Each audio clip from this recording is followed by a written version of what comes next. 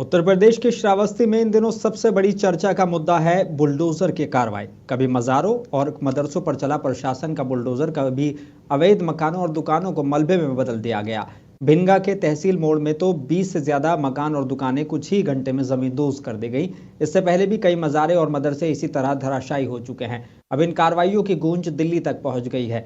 आज जमीयत उलेमाए हिंद का high level delegation Shravasti पहुंचा। जमीयत के महासचिव मौलाना हकीमुद्दीन के नेतृत्व में पहुंची टीम ने जिलाधिकारी अजय द्विवेदी से मुलाकात की और हालात पर विस्तार से चर्चा की।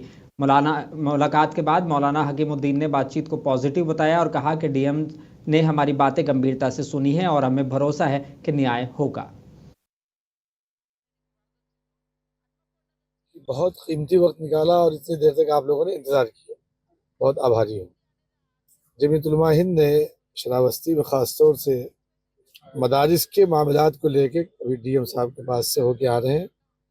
बहुत अच्छी और बड़े खुशगवार माहौल में गुफ्तगू हुई है।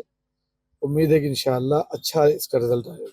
कुछ कहना आपसे या बताना अभी मेरे ख्याल मुनासिब नहीं। अच्छा, जो अभी आपने मकान जो गिराए गए हैं उनका भी आपने निरीक्षण किया? जी जी, उसको लेकर क्या यहाँ पर सारी चीज़ें हैं, सब शामिल हैं।